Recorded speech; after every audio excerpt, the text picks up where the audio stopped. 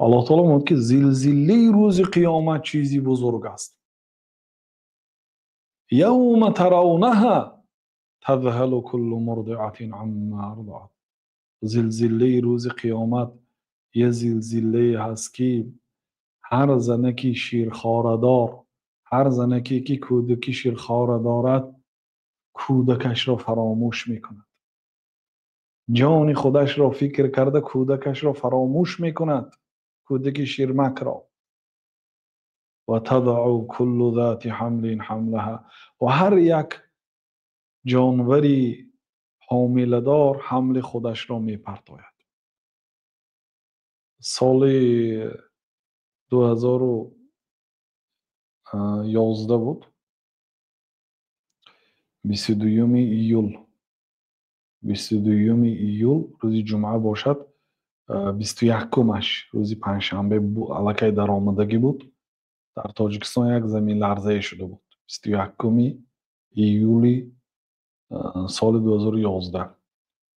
ساعت 1 شب بود.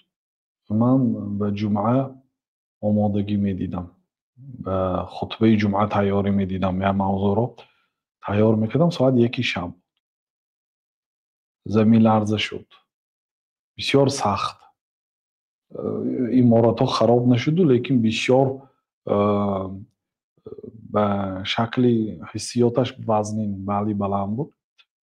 بعد برو آمدم بیرون برو آمدم. یک همسایه داشتیم و هم از بالا نگاه کرد. بعد در آمدم ساعت 1 شب در آمدم و موضوعی که به جمعه تیار میکردم پوشیدم و این موضوع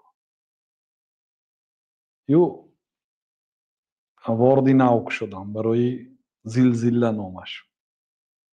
بعد فردا پنجشنبه بود روزانه شد، فردا دیگرش ولی شب پنجشنبه بود، روزی جمعه شد. در نماز جمعه آیدی زلزله صحبت کردم، نوارش در شبکه بیان است. مقصد چی؟ مقصد بعدی همون زلزله خیلی آدم ها مراجعت میکردند که همسرم بعد زلزله حمل خودش را پرتافت، بعد زلزله فلان بیماری و گرفتار شد. ترس باعث شد که آنها بیمار شدن. خیلی مردم زیاد همون سال حمل خود را پرتافته بود. به این زمین لرزه ای که بناها خراب نشده است، آدم هلاک نشده است. ببینید الله تعالی چی میگه. زلزله روز قیامت زلزله عظیم هست و عظیمی الله تعالی عظیم هست. الله تعالی هر چی را عظیم نمیگه، بزرگ نمیگه. الله تعالی خودش ذات بزرگ است، بزرگ را بزرگ میگه. گفت که روزی که هر یک صاحب حمل خودش را میپرتاید. همه میپرتاید. کسی حمل دارد حملش میپرتاید. و تر الناس سکارا. مردم را در حالت مست میبینی. مردم را میبینی که راهگردی هاشو مثل مست است. الله تعالی میگه که و ما هم بسکارا، اونها مست نیستند، ولكن عذاب الله شدید، لیکن عذاب الله تعالی شدید است، سخت است.